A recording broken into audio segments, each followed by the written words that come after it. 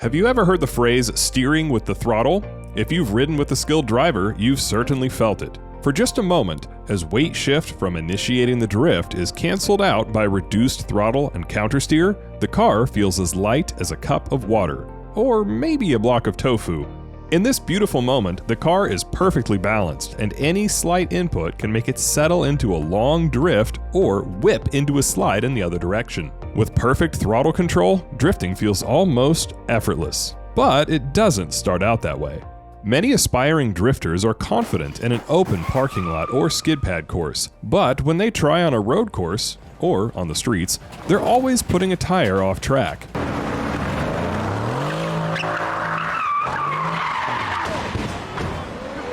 Maybe even a few tires. A good driving line has many factors, like deciding the correct entry speed and matching the initiation to the corner, but in this video, let's examine 4 ways to control your line through the corner by using throttle. It's time to learn how to throttle steer. We'll be using my personal drift car, a Nissan S-Chassis, to demonstrate these techniques. We'll start by holding the car in a balanced drift around a constant radius turn. This will be our starting point, so keep in mind when I say more throttle, I'm referring to more than what we're already using to maintain our drift. So we're going to kick into a drift. Okay, so here we go. Now we're even, we're steady, we're pretty happy. What happens if we add more? Throttle? Without more counter steer, it will spin the car. It will cause the car to pick up angle.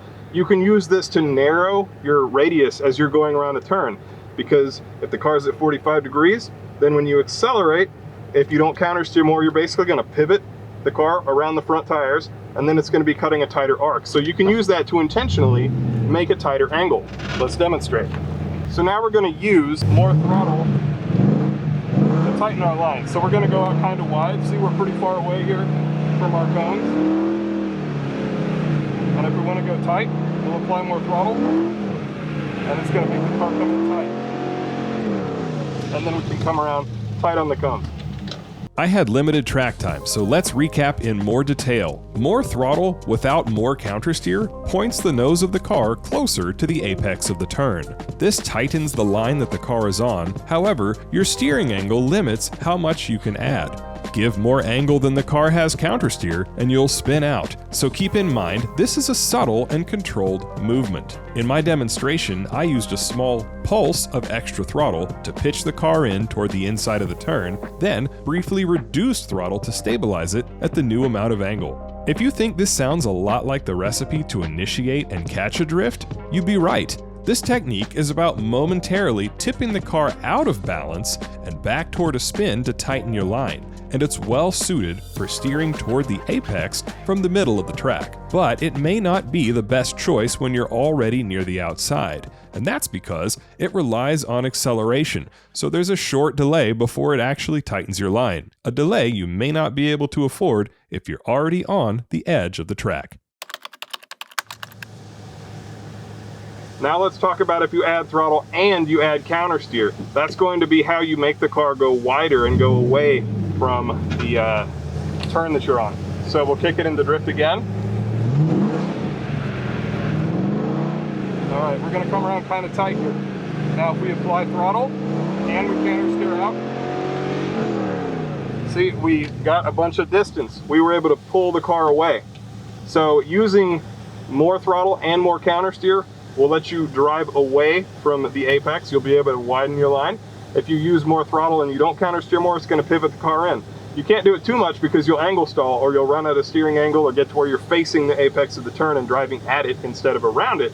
But as you can see, this is a key tool that you can use to modulate your line by using the throttle and counter steering.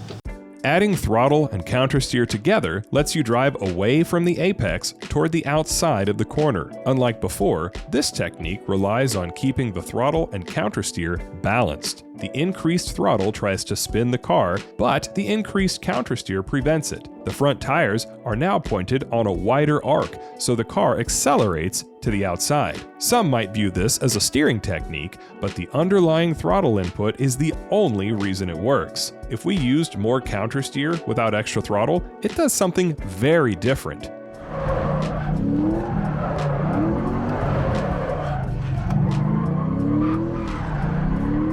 What a show off!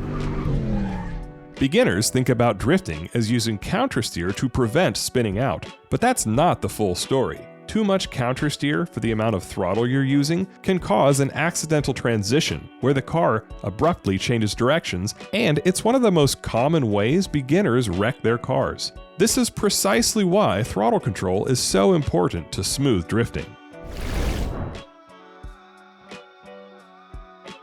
Most people think of the gas pedal as adding power, so you may think we're done covering throttle techniques. But there's more. Beyond adding power, we can also reduce it. This behaves in a similar way to braking, where less power shifts the weight and traction balance to the front of the car, but at a smaller scale. When you give less throttle than what's required to maintain a drift, the rear tires will scrub and slow the car down as they try to regain grip. The more angle you're at, the faster you'll slow down. The exciting option here is to fully let off the throttle while keeping countersteer the same. This puts a lot of weight transfer into the car, and you can feel the G-forces roll around the car from the rear quarter up to the same direction as the front tires are pointing. The car will continue along roughly the same line while this is happening, all the while losing speed and bringing your rear tires closer to regaining grip. When they do, they'll slingshot the car into a spin in the opposite direction. This is basically a new initiation, and all the rules about using countersteer and throttle control to catch the drift apply. We know that cutting throttle aggressively while still countersteering whips the car into a transition. But what if you want to stop drifting? It's all in unwinding your countersteer as the rear tires regain grip. By reducing throttle slightly to just below our steady drift baseline, the car will lose speed slowly until it returns to grip. Anticipate the moment the car feels weightless and perfectly balanced again, then unwind the countersteer fully. If you get the timing a little bit wrong, using gentle throttle reduction will keep the car from doing a hard transition in the opposite direction, so it's a good place for beginners to start. Once you get the hang of it, experiment with returning to grip faster by using even less throttle. Anticipating when you regain grip and unwinding your steering smoothly is the best way to finish a drift looking cool and collected. Now let's put it all together and apply these techniques to go from a tight circle to a wide sweeper and back to hugging the cones using only the gas pedal to initiate weight transfer and control the car's line. This is what using throttle steer looks like in action. We're gonna go tight, then we're gonna go wide, and we'll just play with it a little bit, okay? So we're gonna start tight. Now we're gonna drive out wide. Now we're in a nice wide circle, as you can see. Now we're gonna come back in tight.